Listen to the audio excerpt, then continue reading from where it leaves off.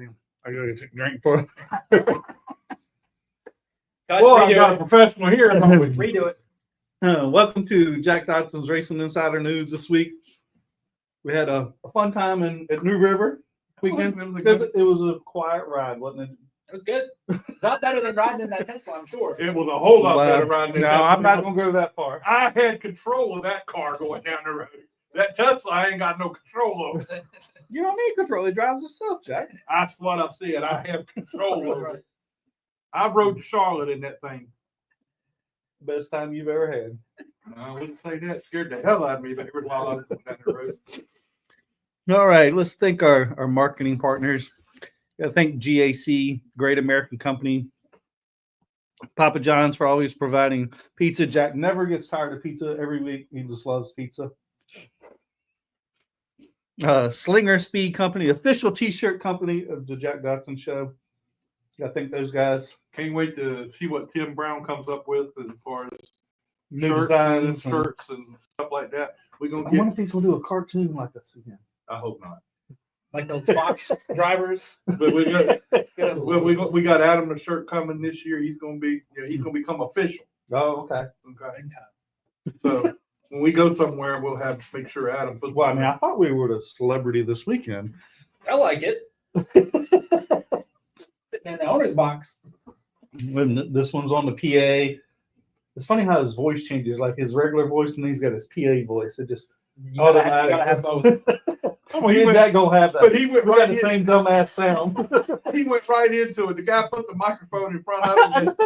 He didn't miss a beat. Kept right on talking. Right on. Be ready.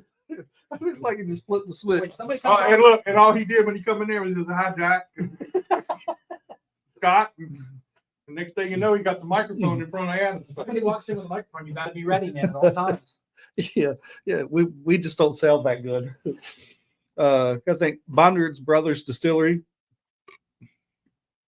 MPM Marketing with Tanya McAllister. If you need some social media help and graphics and writing up proposals, she's the lady for that kind of stuff, Jack. She is that. She does. She helps a lot of people.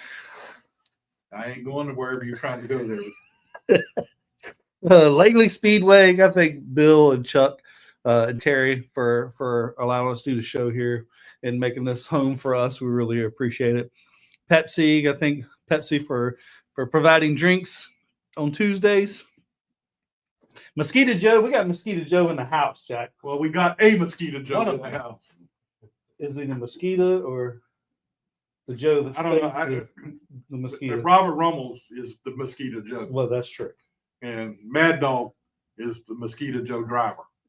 That And is now true. we're the Mosquito Joe Chuck because he's going on up there. But there's Bill, and then we're down here. Yeah, well, that's true. Robert is his biggest fan. Facts. Oh yeah, well, we know that. Southampton Motor Speedway. Gator Graphics. You need some graphics. Mean Dean Automotive with Greer and Associates in there, and Moyock. Jack has got, man, I keep one of these days he's gonna have it jacked up again. You're waiting for it. I'm waiting. RDS Performance. RDS has been busy. You see, he's putting a body on a car, a fender, testing. They were here testing today. Who was testing today, Jack? So give us the lowdown. I think it was Millette. I think it was Aiden. It looked like Aiden's dad. Well, were they fast today? Or? I wasn't here while they were actually really going at it. I was here when they finished up. And when they were going at it? Yeah. Papa John's, use your Dotson25 on your online orders and get 25% off. Thanks to Papa John's. Fast Eddie's Barbecue. Man, can't say enough about old Eddie Clark. Fast Eddie and this barbecue. Yeah. I mean, I was going to say we need some more, but we just had it the other night. So I'll wait another week or two before I get him up again. S&N Communications. Todd, we've seen Todd this weekend. Well, Airlock is flying off the shelves, and their little air pump. They're using it in some of the road course cars in the Cup Series and Xfinity Series to defrost the windows because it's so light. And I understand that they've got some they're waiting from coming. I think it's going to be a little bit before they get over here. Some molds and stuff done. over Yeah. in China. They're going to be carbon fiber, so they're going to be even lighter. I don't know what the price point on the carbon fiber one, but I It's think funny how you get a thing that plugs into your helmet to keep you cool, and they went and looked at it. Now it's going to be a thing on the dashboard for yeah, they're running a hose and Yeah. drilling a couple holes in so it blows on the windshield to defrost it in factory canopies. Thanks to Todd Davis and those guys. Appreciate them for being supportive for so long. And Miles of Seamless Gutter really really got a shout out to those guys for putting up the money for our dumbass ideas. and you know, and it coming through, you know, kind of stuff. So with that, what's up, Eddie? What's up? Justin Carroll was here today too. What's up, Andrew? Anyway, let's talk Andy, about the new. what's up, buddy? The Xfinity race this weekend was won by Connor Zilich. Man, he Put a clinic on. Well, I was showing Adam up there at New River when I got it on the phone. 15 fastest laps at the race in the Xfinity series. He had all 15 of them. Nobody else was even close. So anyway, he wins that race. Christopher Bell got the Cup win. Man, I felt bad for Kyle. I keep thinking, Kyle, this is going to be Kyle's week, and if it wasn't for that last caution, I think it would have been he'd had a much better shot at it, obviously. And I thought he was going to get worked over there at the end with the fresher tires coming. Didn't work out the way. And I'm coming back up to what did he end up? Fourth, yeah. I mean, but pitted on that last one and come back through. And you know, in that little thing I'm in, the little thing with my grandson and all his friends and all that stuff. My driver went all the way back to 30 something there towards the end of that race. I'm thinking, okay, I done shot. That's it. It's over with. But he went all the way back up to 11th, and I'm still holding the points lead. I was wondering. I know you got my text because you're thinking that Zillage you should have picked Zillage, but looked like you made the right call because he got in the wreck there. I didn't pick Village. I'll tell you, it was a good race though. I mean, I like that course there. At New River, we were down at New River this past weekend. New River Goodyear All-American racetrack. They had the Cars Tour there. Late model stock car winner Connor Hall. The Connor Hall show. Yeah, he was. Not that I wouldn't say he dominated the race though, but he definitely was in control. I mean, we were sitting there watching the times, right? Yeah. And Connor ran his fastest lap on lap 3, and then after the end, you seen other guys who were running their fastest laps at the end of the race, and it was faster than Connor's. And then with like 20 to go, Connor picked the pace up, and you can tell he had to been just riding the first 100 laps or so, 100 maybe 105 laps. Yep. He was just riding because I think there at the end he put up a lot times faster than those guys. At the end, it was the fastest of the race, so it was like, well, he was just riding. And then also you could see where his line, right? He was running down at the bottom, like Jay was telling us on the front stretch, and then there at the end, he had come out on the straightaway and was running faster times, and it was pretty much there's a bunch of green white checkers there at the end. Yeah. We thought, but it didn't help. It didn't hurt him none. So no, it did not. Every restart, he pulled him on every restart. Which we thought, especially who was it was running second to him? Bobby. Yeah, Bobby McCarty. That probably one of the last guys you want on your bumper is Bobby. As hungry as he is, right? He hasn't won a race in a year, 2 years maybe. Been a while. I think, yeah. No, I think he won a race with the 22 car, didn't he? No, he didn't. No, he did. They got rid of him. I thought he won one before. No, he got out. He was running better. But anyway, that was a pretty And that was good on his race. own car this weekend. That was a pretty good race, and so tonight we're going to have KRES and Buddy Isles with us. I know you know Buddy Isles. We're going to have KRES and Buddy Isles Jr. with us tonight. That was he did a great job. Fell back a little bit in the last couple laps. Eddie Clark says Tim Wilson and I heard that y'all went to Piccadilly without him.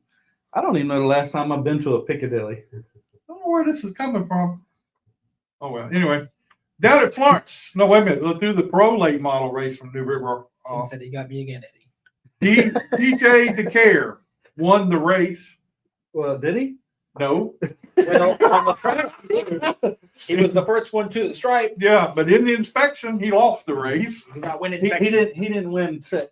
Yeah, he didn't win tech. He won the race and didn't win tech. A Mhm. little too, I think he said too low, wasn't it? I think it was too low, Too low low or on the too left. light. Something on the left. I can't remember what it was. I don't think they have a height rule. Too light. Jade Endervision, now you got me messed up on it. I can't even. I just Adhesion. want to play the little girl. Adhesion, that's it. Adhesion. Adhesion.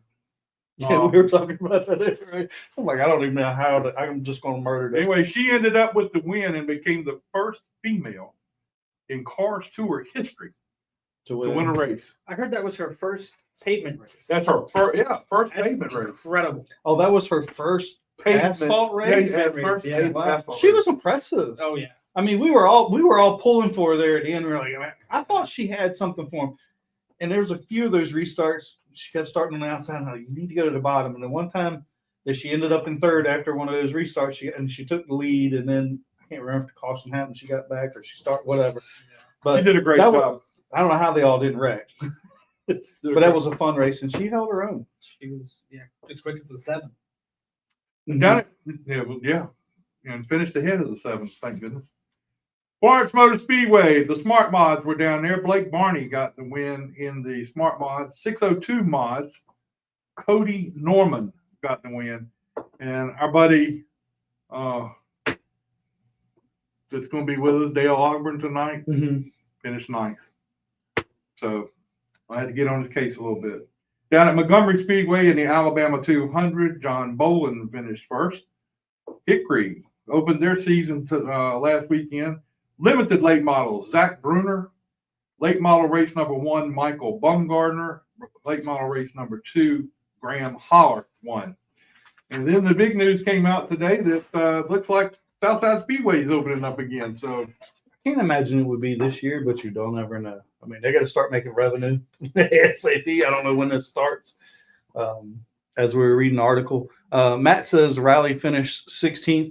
Actually, Rally had a decent run there. I know they came in and made some adjustments. I don't know if I think they moved some tires or something at one of those cautions. and to be down a little bit of horsepower compared to everybody else. Yeah, running a spec. And a couple people like, there's no way he's running a spec. And he was a little worried that they were going to go home. I mean, there were several, big name guys, right, that's been running the tour. They went home. Yeah. Chase Burrow. Right. Chase I Burrow mean, he's went run home. And this last couple of years in the Cars tour. Yeah. that was tough. I forget who else didn't make the race, but that was one of them. And I didn't see him afterwards to ask him kind of what happened. But I mean, he was in top 5 of the board in practice. So I don't know what happened in qualifying. And the Rally kind of did just the opposite. They were a little slow in qualifying. He ran his best times, but I think it's because his girlfriend was there. He didn't want me embarrassed. His girlfriend. Funny how she went one when we went over there. She went one way. he went Oh another. yeah. I seen him a little bit after that, and he seen me, and he kept right on going. He didn't want to introduce us to his girlfriend. I don't understand why. But it didn't make no difference when I was walking up through there by myself and y'all guys were back there.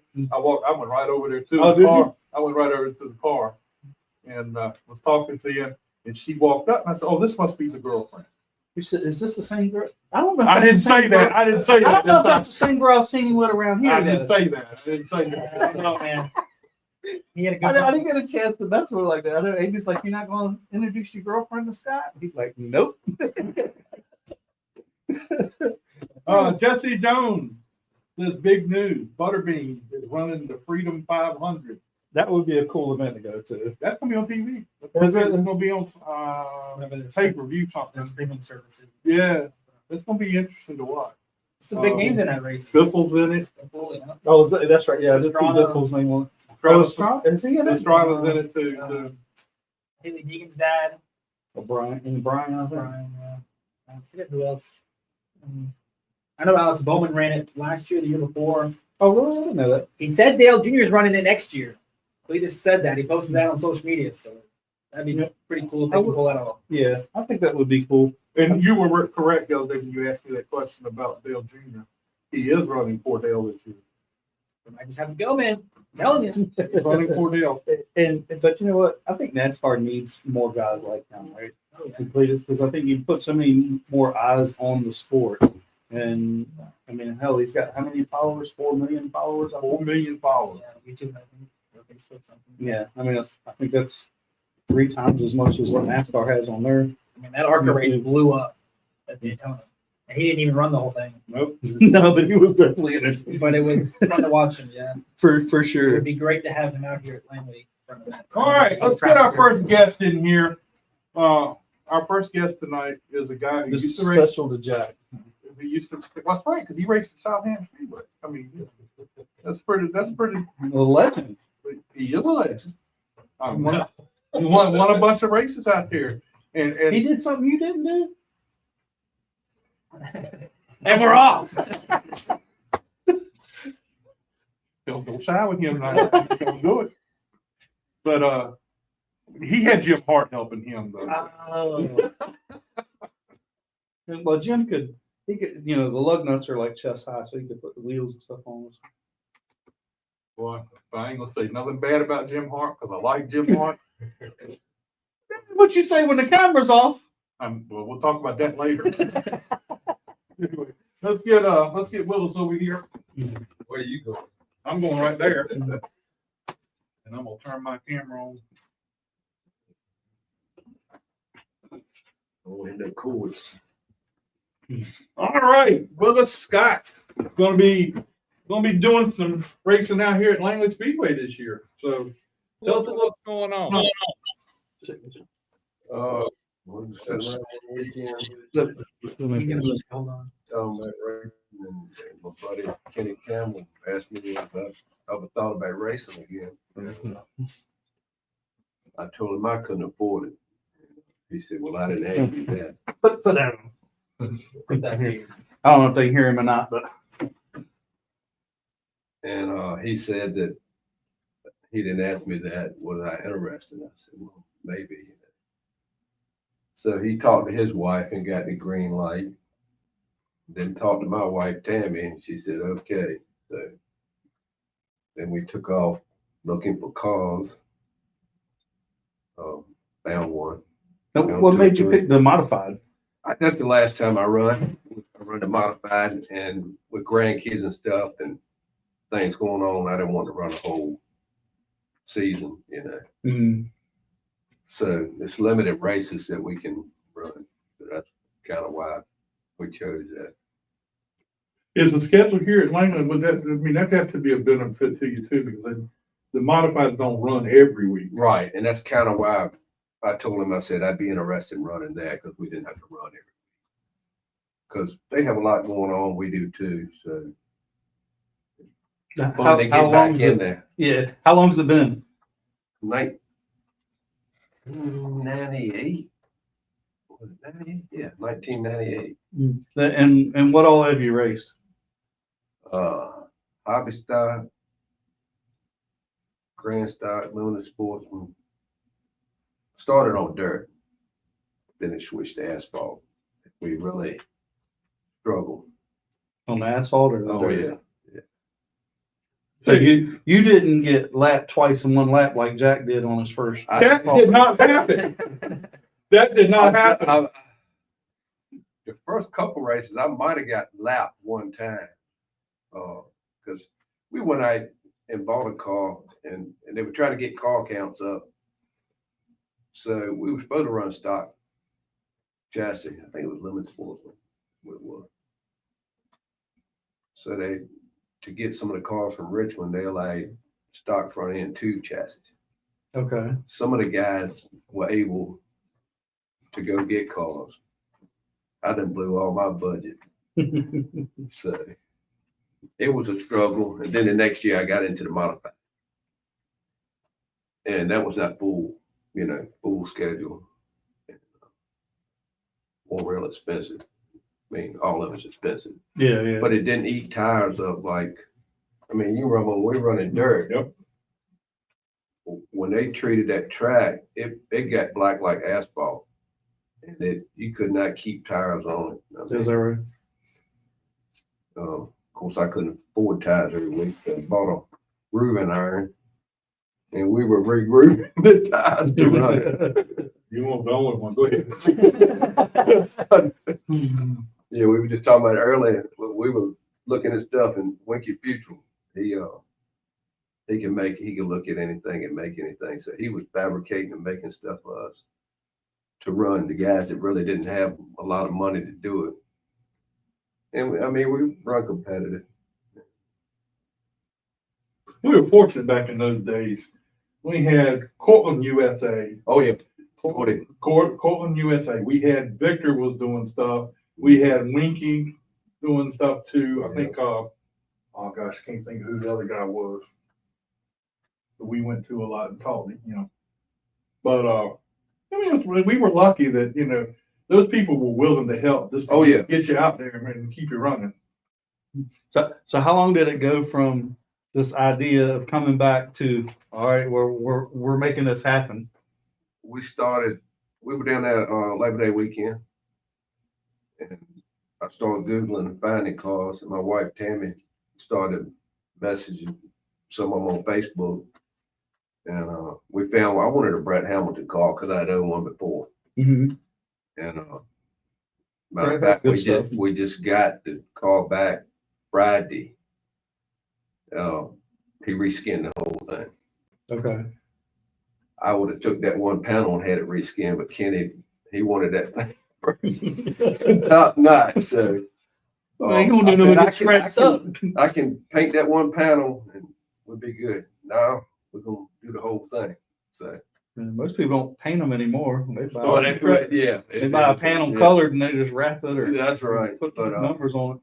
we got it letter today. Cheryl Johnson from Grenadier Johnson Mill Farm. Yeah. Graphic Solutions of Virginia. She got the whole car finished today. And she's also done the trailer, which turned out real nice. I want to thank her. Have you ever ran here before? No. Oh, so Friday's gonna be the day. Friday's gonna be it. See what's happening. All right, are we nervous yet? I ain't so nervous about getting the car. I'm a little nervous about what the car's gonna do, and if we got enough horsepower. We had the car we bought didn't come with the motor, so we had to find a motor. It did come with transmission. So I got on the phone with Hunter Darden. He had helped me in the past, and he hooked me up with Charles Meade, and we found a motor over in Things I ain't heard in a long where time. was it? What's that place? Even more, y'all. It's Elizabeth City. Where do you run Dixieland? Elizabeth City. We guy had a motor. He'd run one race, and they couldn't hook it up. It was too much horsepower. So we were able to get that. Yeah, I don't think anybody in the late models or the modifieds use full throttle. I mean, if it ain't gonna be past the flag stand for a second, maybe. So the cost of the motors, I hear these guys are running. I was like, I can't afford that. So we're gonna find out what that does. We won't know till Friday. And we got Doug Sample coming out, great guy. He's helped me. He actually put the motor back in there, got the new pulleys hooked up. He's the one we bought the car from. Okay. So then that is Jamie's car. yeah, but that was It was the that yellow car, the black car. 28. yeah 28, yeah. yeah, but that was no. I think Mark worked Yeah. at it one time. Yeah. He used to race it down here. Yeah, too. I remember Yeah. that. Know when he Yeah. first started. Mark won the Chambalooza race. He with won the it. championship that Yeah, year, won too? 4 or 5 races that year in the thing. Yeah. That was 19. Yeah, because it's a Something like 19 model car, so it must have been. 19. Can't remember but the first year for the Palooza race. So that year he won 3 or 4 races or something in the modifieds, and then won the Sean race at the end of the season, the championship in that modified. Cool. It was a good car. Yeah. Who was going to set it up, or did you get to do it? It should be close. I don't think nothing has been changed on it since they parked it. But Gene Nichols, he's from around here. He's set the carburetor up. He's been a big help. He knows a guy local, somewhere close that can set these cars up. So. That's Mark, probably. Probably is one. Yeah. Mark would be the guy I'd talk to, especially on I mean, you can't have anything better than having Doug Sample. I mean, he helps He's a everybody. super nice guy. Yeah. And helps the people around here. Mark, if you're gonna do anything, listen to Mark. Mark, 'cause he's on his game. He knows what he's talking about when he's out there. Mhm. But you mentioned two names just a few minutes ago that I hadn't thought about in a long time. Hunter Dart Oh, yeah, and Charles Meads. yeah. It's been a long time. Well, I see Hunter, I still see him a lot. I originally called him about a trailer, because I used his trailer when I was still running.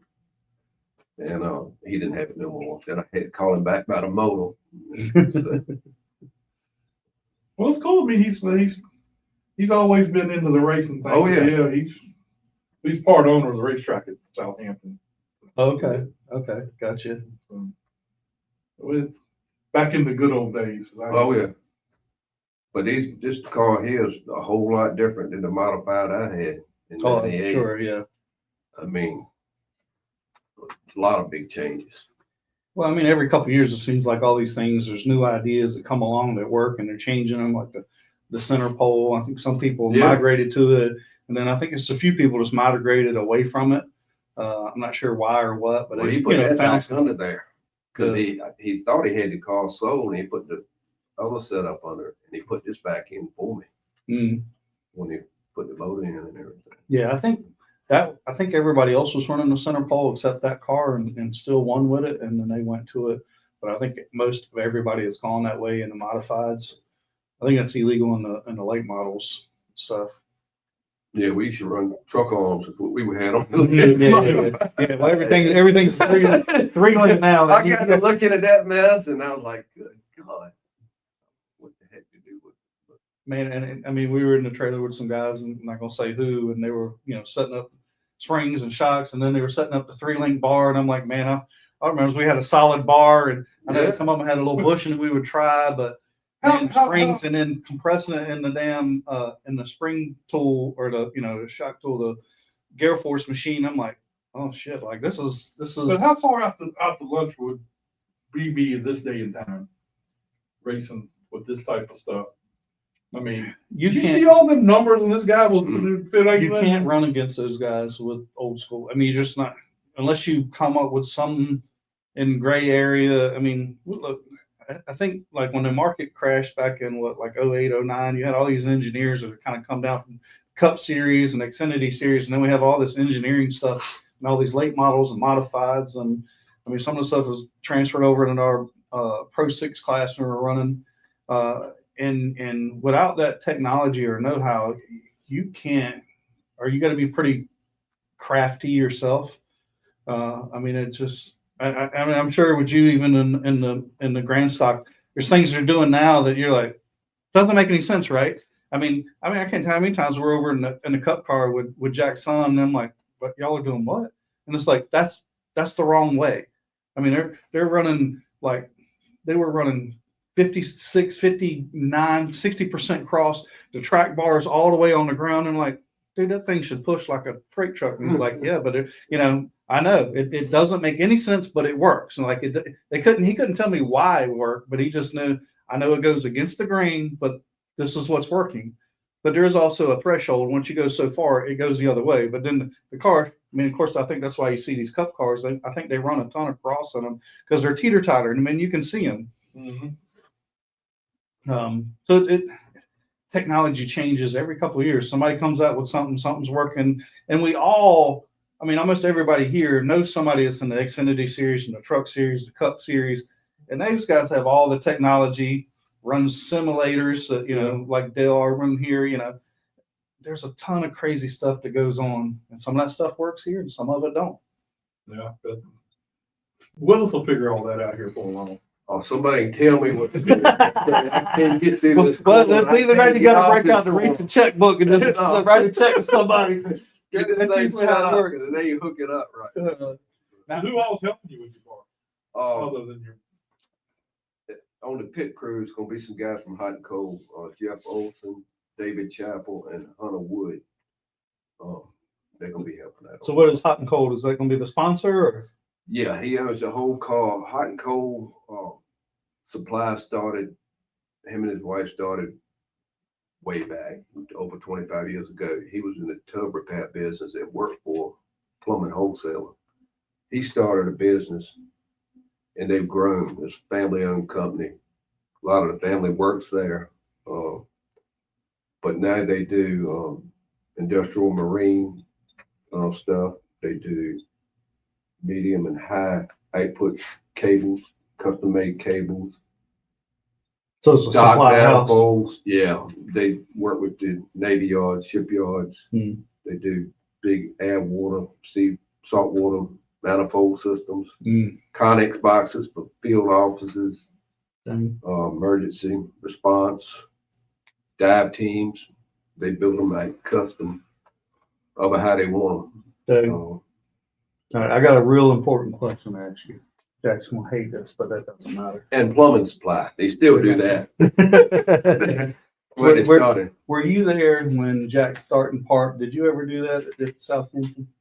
did what now? Started the race and then parked before the race was over? You start in park. He made- he made- he A made- lot of times we go back there getting ready. Hey, well, So you remember, it depends on the way we ran. you can stop now. But you remember when they had kids' night Yeah. at the racetrack? Okay, one night on kids' night, they ran the mini stock just before kids' night, when they let the kids come out. Right. So I wanted to be there for the kids. The race didn't mean that much to me, but I wanted to be for the kids. So I pulled off the track, circled through the pit, came back up the hill on the other side, and sat there till the race was over. When the race was He over, wanted to be first at something. so I pulled on out there. You know what? But I did. That's what I did. I come around there and I got the kids and got them in the car because that's what I wanted to do. Would you have ever done that? I did. Willis, he won a lot. He won some races. And he was, I was- He ran up front. I was trying. I didn't win all the time, but we were competitive. We run at the top 5. I was good on dirt. We went asphalt. I lost everything I had as far as Robbie Parker told me the first race he lapped him twice in one lap. he's a damn liar. And if you'll meet Robbie Parker out there, he's the biggest liar. He ain't been on the show since. He has not been on the show since. Well, I drove one of them He's bad. finish stocks one night. I blew the clutch out, and I wanted to keep the points up. So David Fowler and John Wayne had 2 cars back there. Yep. I got in one of them just to make some laps and run the race. Never drove one before, and they drive completely different than everything else. Are you trying to help him? I like to put that thing in the wall the first lap, and then I figured out you just tap the brake and get right back in. Yep. And that little thing flew. I think we had got up 8th, 9th, 10th that night, and they had a daggone spin out on the final lap. And one of the cars, I can't remember who was driving, come down, and I could not get them far enough. And if I'd have missed them, I might would have finished 4th or 5th in the thing. But it was a big wreck. But they're a little different to drive if you ain't never sat in one of them. You remember Boss Hog Dovey? Oh yeah. Oh, he was out there. He was with me one night. I had the radio in the car, and he was coaching me around the track. And I go in there. He's not. You got to go deeper. You got to get in that turn deeper. Thinking, man, this ain't gonna work. So I went around there again, and I tried to go a little deeper, and I did go a little bit deeper. He said, "That's it's still not good enough." I said, "Dude." So I just put it down and come on around next time, and I spun that thing every which way but loose. And he come back. He said, "Now you know how far you don't have to go." Another one you had to talk to. Jim bought my 42 Mellow Yellow car when I moved up. Yeah. So he had to have a radio. I don't want a radio. I just want mirrors. I don't want nobody talking to me. And get out there. And that car running the top 5 every week. It did good. It was competitive. And he'd get out there and he'd be falling back. I said, give me the radio. So I got on there. I said, I'm gonna tell you when to break and when to get back on it. So I got in his ear. And daggone, if he didn't get up third or fourth, he was coming on then. Quit talking to him, he'd go right on back. Some of us got ADD. You gotta constantly It's like, stay on it. and I said, stay in it, stay in it, stay in it now. So he was making his way around there. I quit talking to him, falling right on back. That's what Josh Ayer told me one time. He was spotting for me. He's like, "You did good about 3 laps, and I got to get on you." He said, "But you listened well." But it was fun. It's expensive, but it was fun. Oh yeah. How about the time Dan Pete, not Dan Pete, it's, God, I can't think of it. Used to know with Brick House and all them guys. He won a lot of races. what- Bobby Webb. Oh yeah, Webb. Bobby Webb. Bobby Webb. Remember when Bobby Webb crashed his late model, so he went and got Victor's limited Oh stock. yeah, It finished second in the race in the limited stock. yeah. I remember Bobby Webb. That's when Cole Pepper. And I Yeah. was running. There's a guy on here named Chris Scott. You know who I'm talking about? Yeah, that's my He oldest. says he wants to drive. Yeah. When we, I haven't had to do anything on that car. Kenny said, I don't want you to touch it, but we're getting close to trying to get it out here. So me and my youngest son, Luke, come down. We were off one Monday for a holiday a couple weeks ago. And we took all the skins off. And he was calling the whole time. Yeah, get it right for me so I can drive. I was like, no, I don't think that's gonna happen. Well, Willis, we appreciate you coming out. Yeah, You got any sponsors you want to shoot out? Hot and Cold, Graphic Solutions of Virginia. And that's about it. Hot and Cold right now is the main sponsor. Buy some more stuff, huh? Hey, buy some more stuff. Get some hats, shirts, That's right. plumbing supplies, and like I said, they all up. They service the West Coast and the East Coast. Okay. It's not just plumbing wholesale anymore. It's Connex, cable. Oh, they're Hubble Repair Center for instantaneous water heaters. They're the authorized center. So they do a lot of stuff. Well, we can't wait to see you out here this year, and Adam come down to interview you while you're down on the track. Oh yeah, we'll have a good time. So good luck to you. Well, I can't wait to see you out here. I've been telling everybody you're going to come race. When Yeah, you- I heard he asked how old I was. And it made me sound like I'm 80. Well, I mean, you're But- friends with Jack, so I mean, I had to ask. But look, he said a couple years older than him, but we're the same age. Huh? We're the same age. We are. Well, say he don't. 64. Sometimes he don't know how old he is. All right, well, it's time to go. You're younger. We enjoyed having you here. I enjoyed it. I'm 64 too. I know. I know. You told Scott I was a couple years older. I thought you were. And then when you're around here, don't be telling everybody you're friends with Jack because they may not like you after that. And look at you sometimes. Thank But I love you. you. Thank you. Appreciate it. Thank you, man. Appreciate you coming down here, man. Nice meeting you. Nice to meet you. Hello, we're Mad Dog. Here's the Mad Dog. What's up, guys? Rookie to event. And all ready to go racing this year? Ready? You got everything ready and ready to We go? are really, really close. We have just a couple of things to button up on the grand stock, and we just buttoned up the last of the things we needed to do on the U cars, and we're actually going to bring them out here Friday and get them on the track and see what they can do. So are you going to be racing the U cars again this year? I am not. I'm not going to race any U car races this year. Thomas Fontaine's going to be back in the 64, and we're going to try out a new guy in the 22. His name is Lee. Nobody really knows him because he doesn't have any circle track experience. He has a Corvette, brand new Corvette that he runs VIR and Dominion and stuff like that. And he decided that wasn't all that smart, you know, Yeah, well, for their health. So he wanted to try to get into circle track racing and talk to some people, and we got together and we haven't finished the deal yet. We're actually coming out here Friday. He's gonna test the car, see if he even likes running circle track Okay. cars. So, and go from there. I mean, it's addictive, so I don't know how you're not going to like it. Right. Yeah. So Although it's not the same until you get some other cars on the track. we haven't negotiated a deal yet.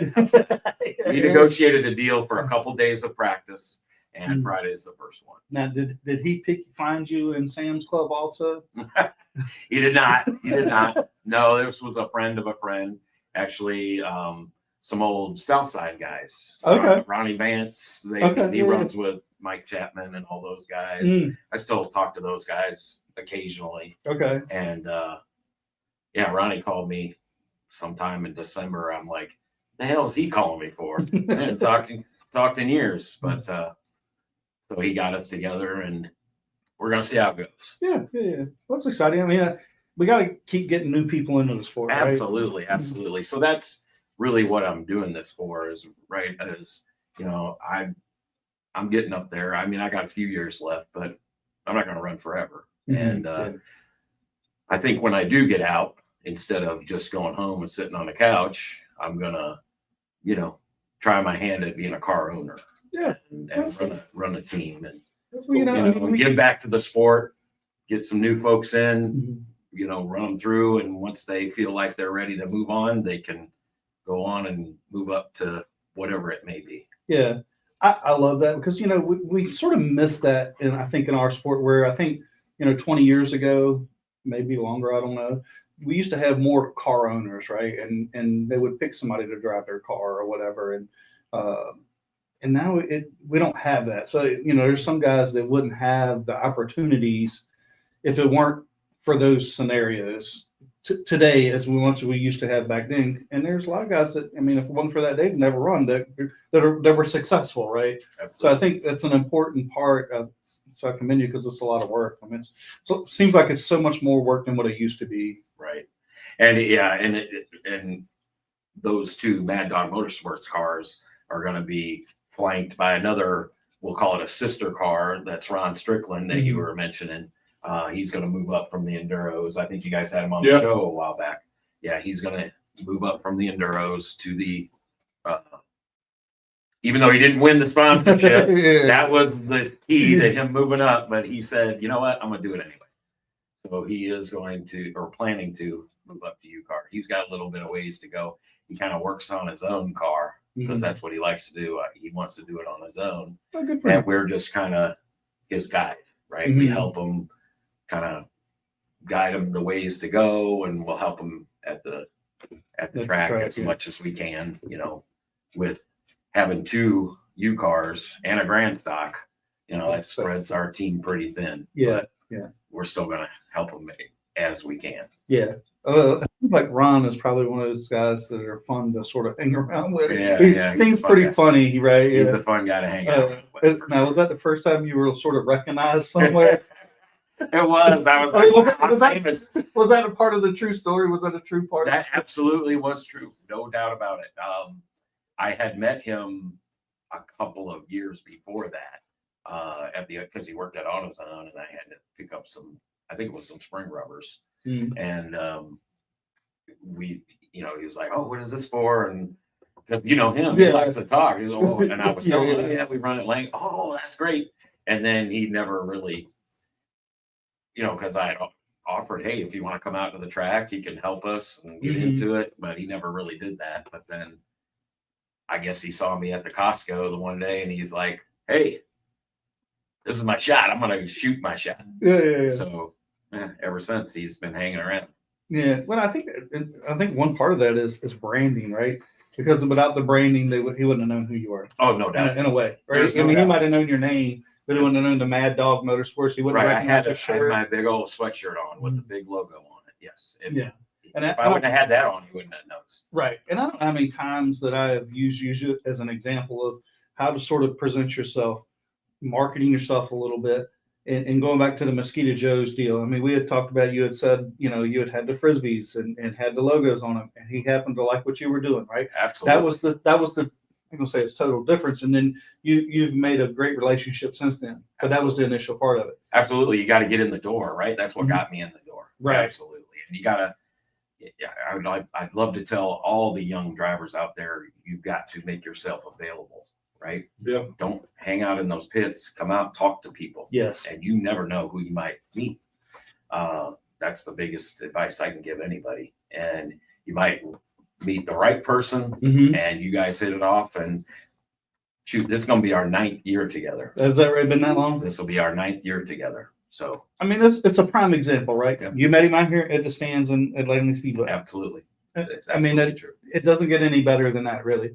And you do have to do those things to stand out. And I had a little bit of a conversation with Riley Music this weekend, and he doesn't like. Look, all these kids today, they're not used to talking to people, right? But you have to, Absolutely. and because you never know who that person you're going to talk to, like Mosquito Joe's, could turn into. And doing those videos, I've seen where he had posted some videos. Hey, we've done this. And he seems very comfortable in doing it. He doesn't look awkward in those things, but those are the things you have to do those things today. Absolutely. Yeah. Being a talented race car driver is only half the job, right? You have to be personal. You have to convey the brand, right? You have to promote the brand. And if you can't do that, You can't get the money. You can't get the money. And it doesn't matter how good you are if you don't have money to get a good setup or a car behind you. Yeah. I don't know, but maybe one or two people that today has gone very far just on talent alone. Right. Kyle Larson, I think, is the first one that comes to mind. Right. That just, didn't have to bring money to a lot of these things, and it worked out for him. But it's few and far between today. How would you like to be Scott Allen? I mean, they don't get And Robert Rumbles is running all over the bank, trying to get a hold of us to give us some money. And he don't know who he is. He don't know who Robert Rumbles is. You ain't heard that story? I didn't hear it. No. So Go ahead and tell it. So 2 years ago, his wife comes over and it's just like, hey, Scott, we're from Mosquito Joe's, yada, yada, yada. We'd love to be part of the show. Well, great. Jack will be here shortly and we'll figure something out. We do this for fun. It's not so much about the money. Right. So I'm walking and I see this guy. He's like, hey, Scott. And I'm like, hey, who this guy is? 5 times throughout the night. Well, we're sitting there and Jack, and I'm like, Jack, I don't know who this guy is. That's what Mosquito Joe's wants to talk to. He's like, that's him.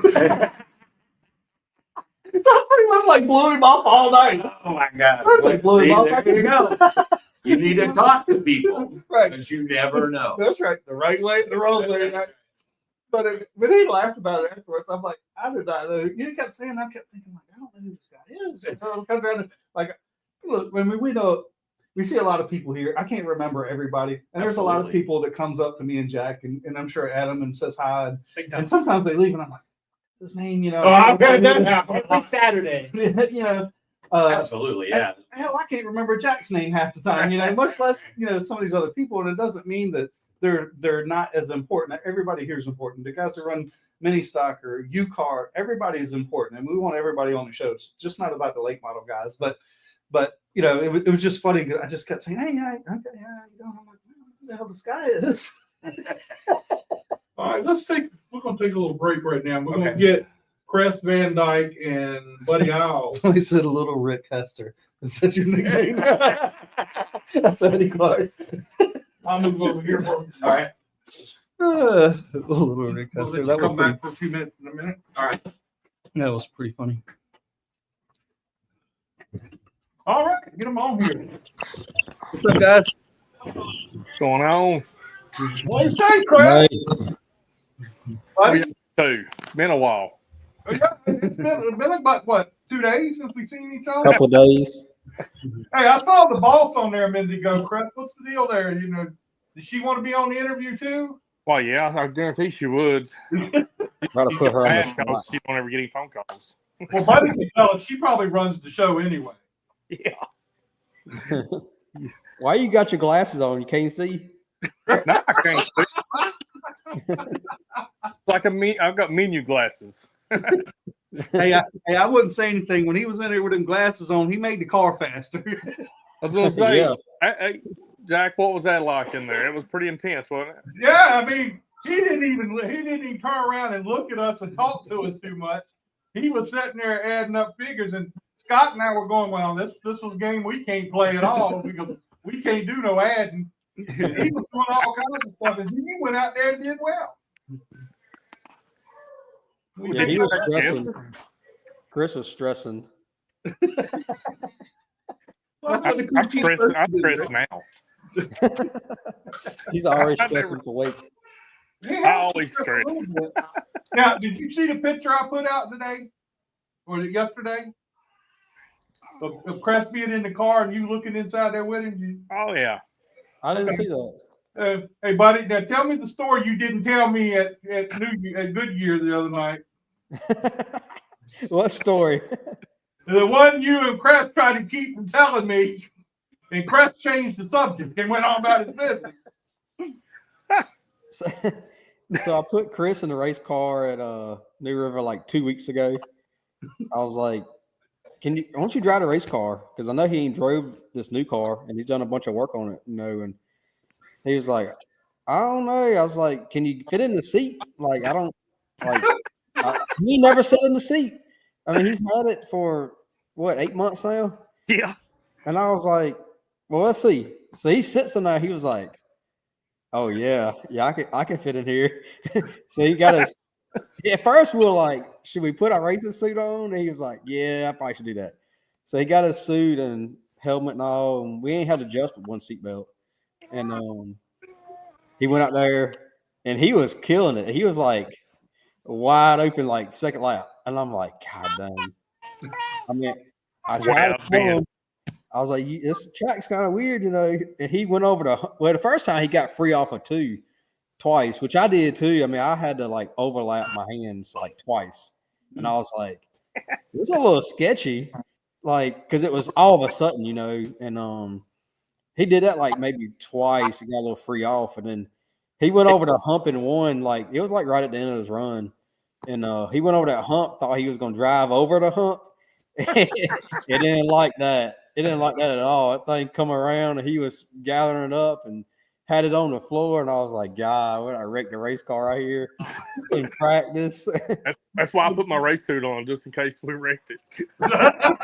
He was like, I had to push the limits. I'm like, yeah, but you can't drive over the hump. It's almost like a roller coaster. Like, I mean, I don't think you really know that looking at the track. I mean, It's a weird son of a gun. Like, it took me. I ain't scared of nothing in a race car. And my first couple of laps, it took me a little bit to hold it wide open down the straightaway. Like the frustrating. Big D. It's just weird. It's like you're up, down. You're sawing around trying to keep off everything, and it's drive up the hill, down the hill, cross the racetrack, back across the racetrack, down the hill, again into the one. I didn't realize there was that big of a dip or bump there. Well, It's definitely not a typical short track. Yeah, and it's like it'll get light. Like it'll get light off of 4 and into 1. Yeah. So it's definitely fun and the big track. D. But you had a good run the other night, so tell us all about that. I mean, you did a great job the other night. Yeah, we really didn't know where we stacked up in practice. I mean, because we never mocked up. We ran 100 lap tires on practice for like a whole day and a half. And when we finally put tires on, we never mocked. We were like, we really need to just get tires on, see where we're at. And I mean, I tried to try to get more cut in the center and a little bit off, and that was really the only thing I felt like we struggled with. And after the last 20-minute round, I got behind Quapple, and I was like, man, he's getting on the gas like 2 cars before I am. I was like, let's get this thing rotated. Like, let's make a big change right here. And we did some changes, and Chris is like, I'm gonna make a big swing right here for qualifying. He said, you just drive it like it's gonna turn. I was like, okay. I mean, I didn't. So I think he was sweating bullets because we didn't know what it was going to do. Like, we didn't have no idea. Like, we just made a big change. And my first lap, I was like, this ain't very, like, it wasn't the car. It was just the tires that come in the first lap. And Chris got it ready. He was like, good lap. And I'm thinking to myself, that was not a good lap. Like, he's over here shoot me some crap. So anyway, the second lap, I mean, I knew it was pretty solid. I mean, I thought we would make the race. And anyway, we qualified 11th. And man, it was like 400s from like 11th to like third. Third, yeah. Yeah, it was a tight field. It was insane.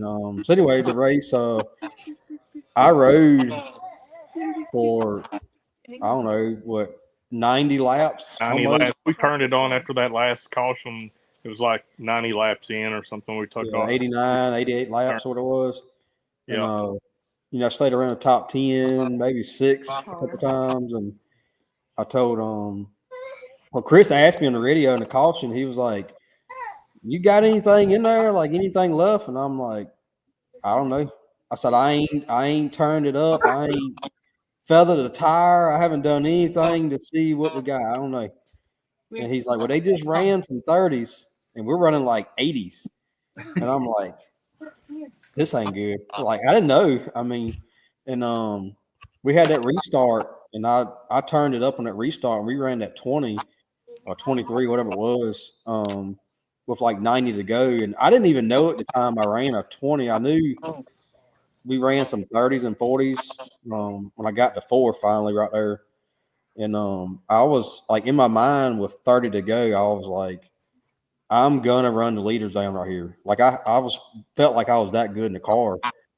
And me and Cade went back and forth. You know, I was faster, he was faster, but I knew I was beating him a lot off. He was really free, and I was like, well, he'll just keep burning this stuff up. I'll stay right here in 4th. And I think we got like maybe 12 or 10 to go. I can't remember who caught me first. Might have been Bassett. It was a 22 car. Got nose under, and then Bassett followed you through. Yeah, I got bombarded right there with like 12 or 10 to go. And I think that long 30-lap run on the tires, you know, you just couldn't run the high side. You know, I couldn't compete with them when I got stuck on the outside. So I lost them 4, 5, 6 spots right there. And then we had that wreck, a caution or whatever it was with 5 to go. I think it's 5 to go. Mm-hmm. And when we restarted, I was on the outside behind Honeycutt, and he ran out of gas off of 2. And that killed my right front, my hood, my fender. I saw that. Yeah. Yeah, I was wondering what happened. I thought he missed a shift or something. I Yeah, think it was about the awful, last too. car length of it.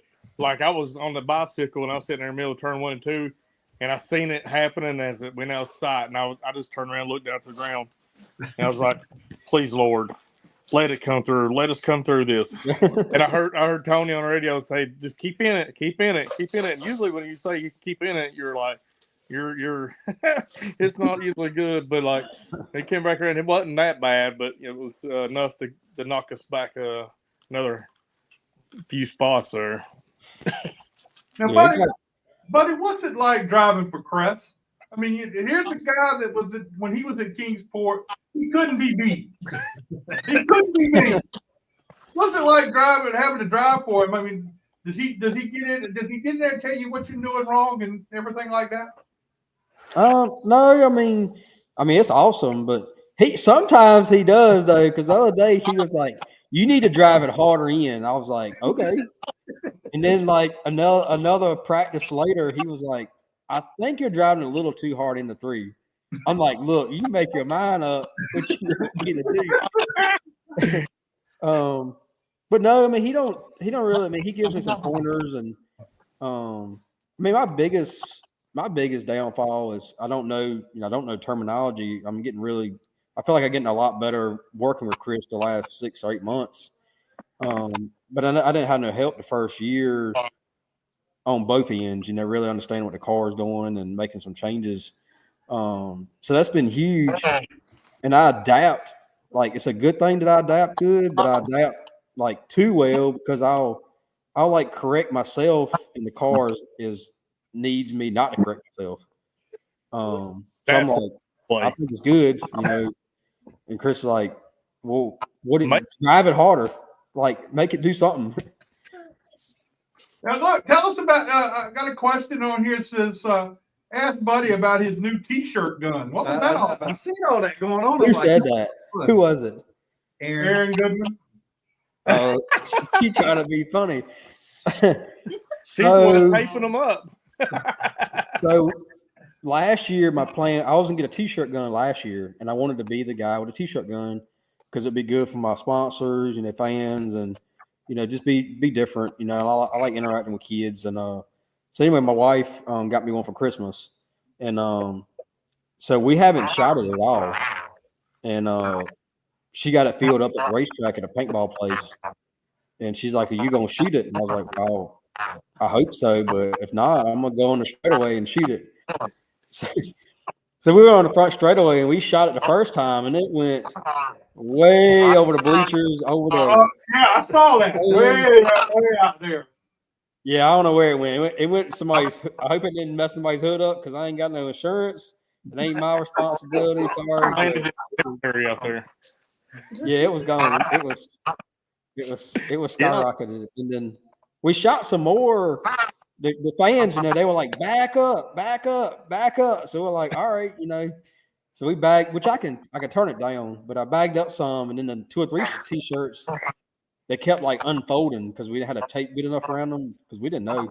We were like trial and error, and so Chris went and got some tape, and we taped them up good. And I think we shot one more over the bleachers again, and after that we got it pretty dialed in. So I'm looking forward to Wake County.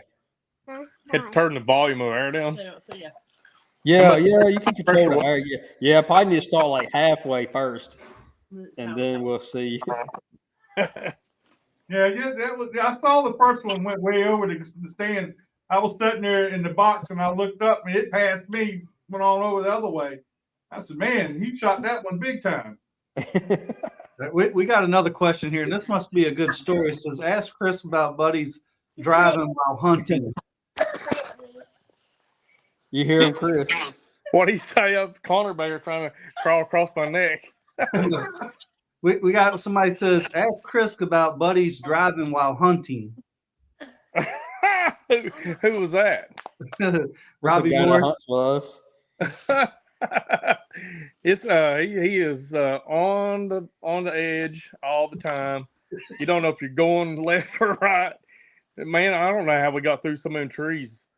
Like there was a couple of times, like I don't know if you. I didn't want to have my hand hanging out the window, like it was gonna get gnawed off by a couple pine trees, and I don't know. Like it was pretty intense stuff times. And then dogs started going.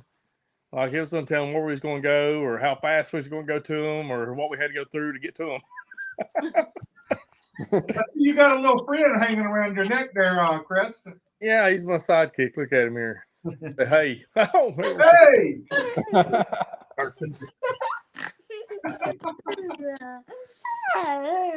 My buddy. Yeah.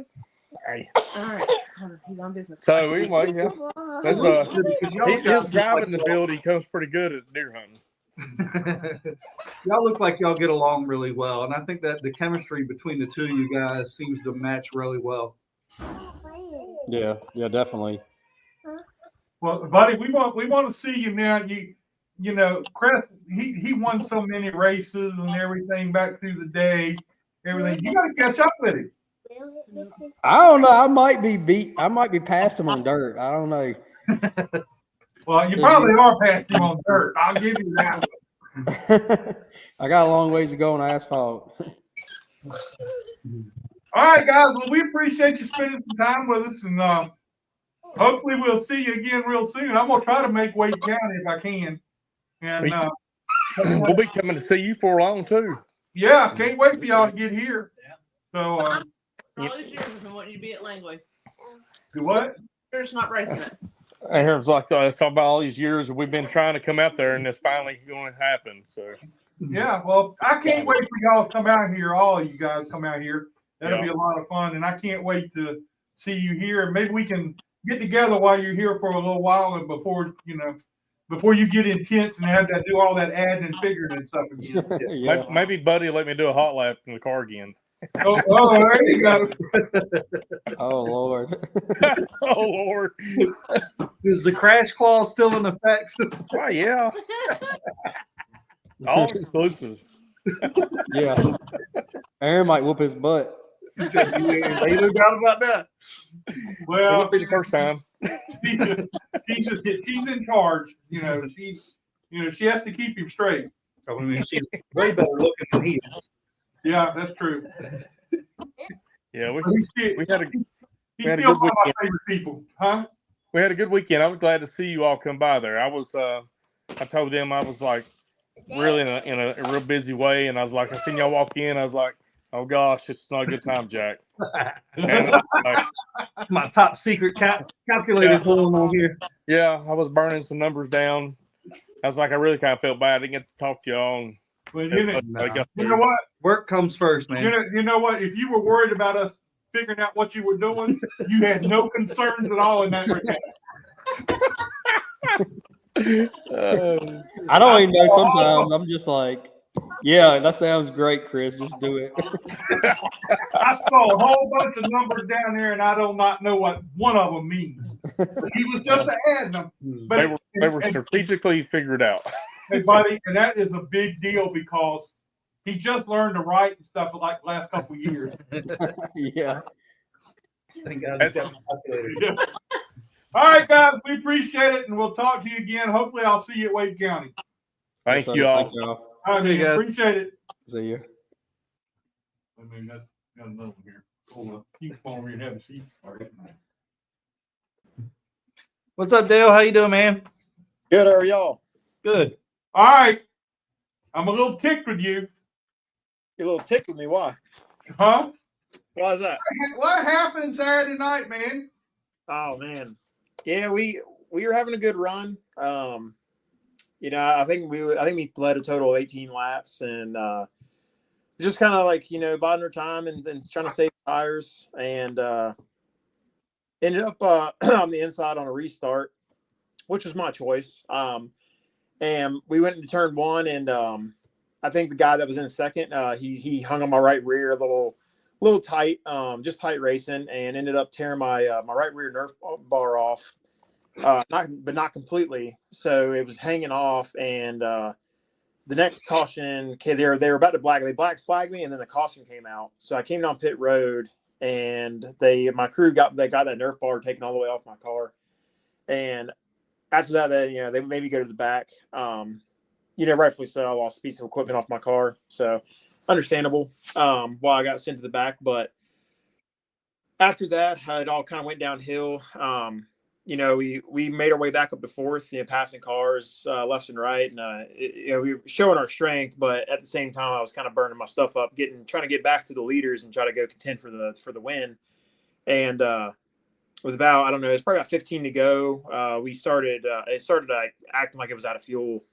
So we've had these issues in the past, and we basically, long story short, we figured out we had some fuel pickup issues to do with the fuel cell that we're kind of hashing out. So we did some stuff in the fuel cell over the off season, and I guess we just kind of missed something that we missed a variable that's something that could have happened. So we're working on that right now, and we're going to have it fixed before Caraway on the 15th. Well, that's racing. That's part of what happens when you're racing. So I'll let you slide on that one. Yeah. So what kind of things have you got there going on different this year from last year? Anything? So one of the most exciting things that we have going on is a campaign that we're actually running with Purple Heart Homes called Laps for Heroes. And we're really excited about that. So if y'all don't know, Purple Heart Homes, they help provide safe and accessible housing for service-connected disabled veterans and aging veterans. So it could be anything. They've done it all from, a wheelchair ramp to get somebody inside their own home to entire tiny homes for homeless veterans. So that they're my primary partner in this whole deal. And I do a lot of marketing stuff for them, and it's a really cool partnership. But this year we decided to start a campaign called Laps for Heroes, and basically what we're doing is we're going to donate money every time we lead a lap, and then every time we win a race. Obviously, the jumps up a bunch, and basically what we're hoping is that the fans will kind of feel connected with this, and the competitors and other sponsors that are at the track, and everybody in the racing community will kind of come together and back me up on this, and maybe match our contribution or just donate at one time or whatever it takes but we're trying to we're trying to earn $25,000 by the end of the year, by the end of 2025 for Purple Heart Homes, so that they can keep doing the great things that they do, and continue to build those tiny homes for homeless veterans, and make improvements to the veterans' homes where his roof's falling in and he can't afford to fix it. So that's probably the main thing we're excited about this year. Sounds Yeah. like a great program. Yeah, I was reading about it on one of the things you did on social media about it, and I was reading it, and you got something special there. I think that's going to be good. Yeah, it's really cool, and something I kind of a twist I threw in it that I was going to do, and with Purple Heart Homes and working with them, they kind of recommended like, hey, like let's do this as a package deal, but I was going to run, or I am running a fallen service member, a different fallen service member who was killed in the global war on terrorism, on my passenger side window on the name rail, where the driver's name would typically be. On the passenger side is a service member who was killed in action during the global war on terrorism, and basically we're donating this money in their memory to Purple Heart Homes so they can continue to make the difference that they do. Well, that's a great thing you're doing. I think it's a very honorable thing, and I'm proud of you. I think it's a great thing that you're doing, and it's a way to bring racing full circle. So I think it's cool. Yeah, absolutely. And that was kind of the motivation, was obviously I have really close connections to the veteran community, being a veteran myself and serving in the Army. And, that's kind of my entire program is really based off of that, and doing something bigger than just going out there and competing for wins. Like we love working with different nonprofit organizations, but especially Purple Heart Homes, and like I said, all the fantastic things that they're doing every day. There's constantly, 15, 20, 30 projects going on across the country to help homeless veterans. Yeah, and I don't think people realize like how many holes are in the system for veterans and as a whole, right? Right. I think people would be blown away to realize how important these organizations are, but how many holes are in the system. And I personally think as much as the veterans have done for us, we should take care of them much better than we do. But there's a lot of holes in the system. As I've got some friends that are in those scenarios, have been through some of those things. So hats off to you, man. And I think I would love to have whoever's in charge of that program come on the show and we can talk about it. I think it would be a great idea and a great thing. Yeah, that'd be awesome. We can definitely connect after this, and I can give you their contact information. That'd be really cool to have them on the show also. Yeah, Well, that'd be great. Yeah, I think like Donovan Brown said, the VA could be better. The VA could be 100+ times better than it is. Yeah, absolutely. And the VA has made a lot of gains over the last few years, but there's still a long way to go, and kind of just bridging the gap between the VA and then the civilian sector healthcare. There's quite a big difference just in quality. So there's a lot of things. We can talk all night about it. But I'm hopeful that moving forward, that with the administration we have in office now, and all of the great things happening for our veteran community, I'm hopeful that the VA will get better. For sure. Well, Dale, that's what I wanted to bring you on here. I saw what you did. I saw that thing you put on there the other day, and I wanted to get you an opportunity to come on here and say something about it. And I really appreciate you taking that time to do that. I think it's a wonderful thing you're doing. And let's go out and win some races this year, okay? Oh yeah, we're gonna try to. Like I said, we had a strong showing. Like I said, I wasn't disappointed with our performance, just the result. So we're gonna try to go out there at Caraway and win that one, and put a little bit of money back in our pocket, and also put some money into the Purple Heart Homes Fund, and get some projects funded. Okay, Dale. Well, I appreciate it, man. We're gonna get you back on again soon, but I wanted to get you on and let you do that and say something about it, because we're right in the heart of military country down here. So I think it needs to be said. So I appreciate you doing it. Absolutely. Yeah. And if you want, I'll send you the link to share, and anybody watching this wants to donate to Laughs for Heroes and try to match our contribution, that'd be awesome. Do a one-time, do a monthly, it doesn't matter. Anything helps. So if y'all are Yeah. watching this and you feel obligated, and if y'all want to bless Purple Heart Homes with a donation, I'll send Jack the link, and I'll leave it up to him at that point. Okay, Yeah, no, I we'll appreciate it, definitely man. do it. Thank you, man, and we'll Thanks. talk to you later. Thanks, All right. Dale. See you, buddy. Yeah. Yeah, and Donald Brown said, "Thank you for supporting the vets." I mean, and there is a lot of holes in the system. You're back. Okay. You're back. Military, right? Weren't you? In the I military? sure was. Yep. I was in the U.S. Navy for almost 12 years. And I'm sure you could equate. I mean, there's a lot. Absolutely. I think for the public, I don't think people realize. I don't think the public themselves realize how many holes and how big of holes there really is in the system. Absolutely. I mean, I could go on a rant for a while, but I'm gonna go on one little rant that in my view, like the VA itself, compared to typical healthcare, the people in it understand how it is. The outside people, that's socialized healthcare. Yes, it is. 100%. That if this is what you want, Yes. and if you go through and see how poorly the system operates or how it is, so I'm not going to say it's anybody's one's fault, but that's socialized healthcare. Yeah. And most people that have any issues come out of it and get health insurance on the outside. Free healthcare for all is not. It's not good healthcare. It's Right? not good. It's healthcare for all, but it's not good healthcare. That's right. That's right. And then if anybody that is in the VA will understand that 100%. Everybody else thinks that's the greatest thing since sliced bread, but it is not. No, it's not. All right. Well, what's going on? What else you got to tell us about racing this year? You got anything? No, just hey, I'm just ready to get going. I'm ready to improve on what we did. The building we're doing with our grand stock team. I'm excited to get back out there. Well, I was going to ask you, did you guys make any changes this year? I mean, look, you guys are close, right? But Yeah, you're we're just a close, little very tick. close. I mean, just a little something off. Yeah, we made some big changes this year. We totally. You want to tell us what it is, or Well, you'll see? what do you think? You'll see what I'm in victory. But I will tell you that we tore that car down and we redid everything on that car. We've had it all apart and we start from scratch, put it all back together, and find some things, or you guys improved on parts. and there stuff? were some things that were not correct Hmm. on the car.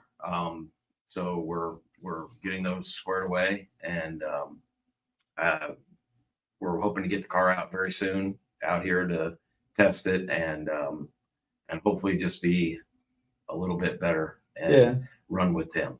Yeah, I mean, Tim was kicking our ass, and I'm really not liking it very much. Tim's not buying. He's fine with it. Rick ain't happy with it either. Yeah.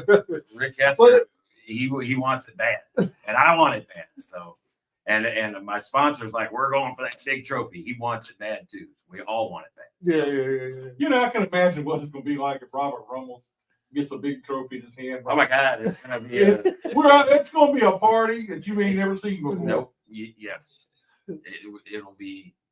There'll be some kind of shenanigans down there on the track. There's no doubt about it. Yeah, but I mean, I hope you run well because I mean, look, you're entertaining, right? Thank you. Because you stand out. You're a little different, and there's nothing wrong with that. Some people might say you're a little aggressive. But that's okay. You know, I mean, somebody has to be, Right. and I hope you do because I mean, I think you're just that tick off. Yeah. And Tim and I mean, who else we got over there? We got Paul and Paul. I mean, those two guys. are Jimmy tough. or whoever's Yeah. driving that 71 Yeah, car. yeah, is it's gonna be fast. tough. Yeah. Mhm. So, but we need you in the mix a little bit to But to be a favorite here, even though we all got Mosquito Joe back, you got to start bringing some banana. I'm glad to talk to Tim's mother-in-law. Oh my goodness. Tim brings food. Yeah, I guess I messed that up. But we got plenty of time between now and the season, Okay. start the season, We'll have- where you can we'll figure slip that up something here. yeah, I we'll mean, you figure know. something out. Now, how much does Robert text you during the day, race day or race night, or does he call you? He probably not much of a texter. I will tell you, every Sunday after a race, we talk for at least an hour, usually two, about all the things that happened and yeah, we usually talk during the week once or twice as Yeah. well. But he just loves to hear what we're doing. You know, he wants to be part of it. Yeah, right? yeah, Even yeah. though he's not. Look, he knows nothing about racing, right? Other than I like watching it. Yeah, Right. He's not. Some people think he's telling us what to do with the car. He ain't telling us what to do with the Oh, car. we get that. Everybody says Bill runs our show. Right. Yeah. So, you know, he just likes to be part of it.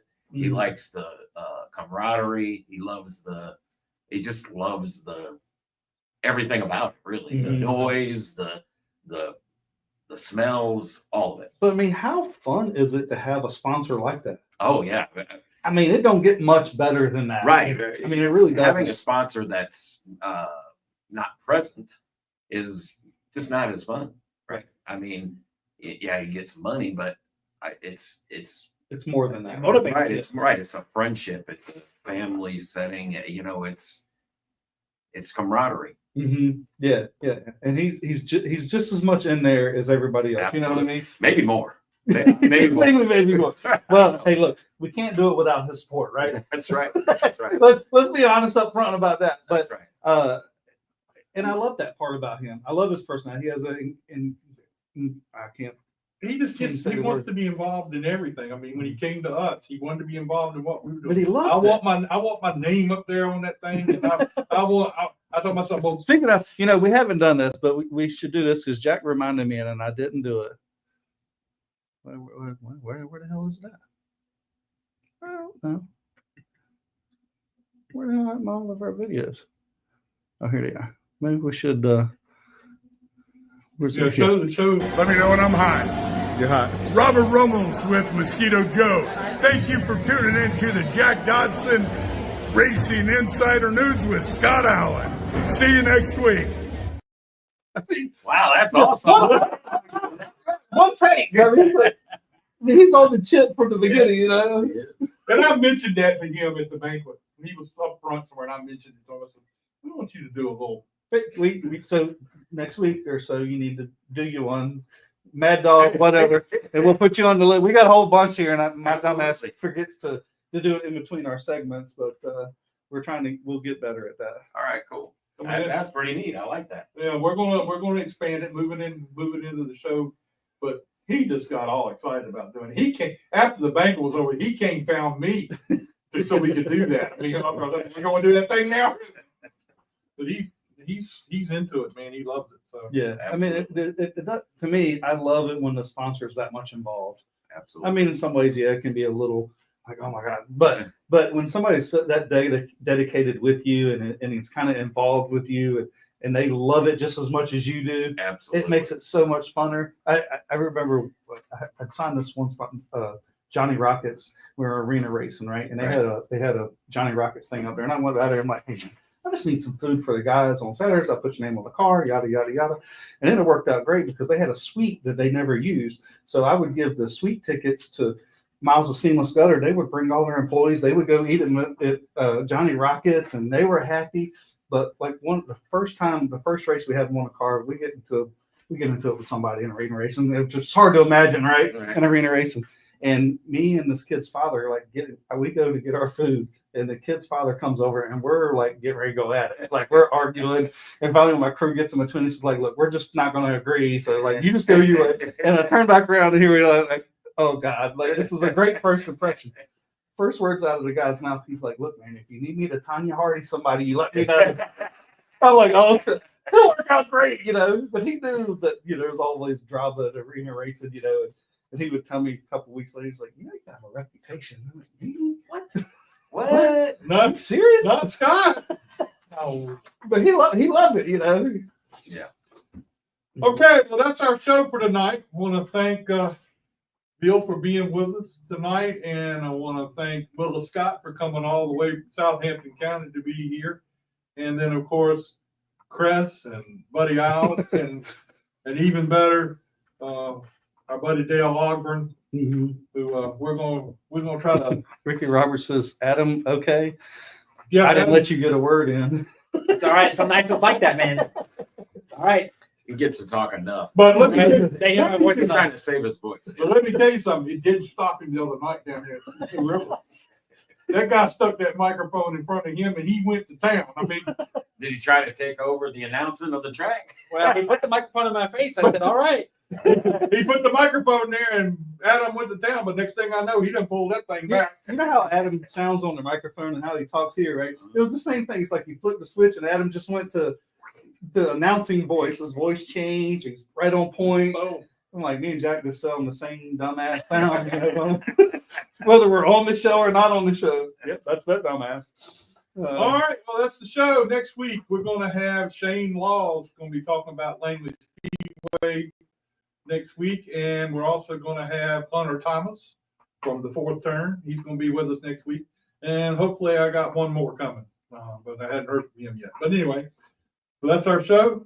Please like and share our show. Go to Mosquito Joe and like and like his Mad Dog Motorsports Facebook page. Oh yeah, Mad Dog Facebook page. So you got a page too, Adam? Just my personal page, but that's all right. He don't like to have any friends. All right, guys, we appreciate it. Thank you, and we'll talk to you again soon.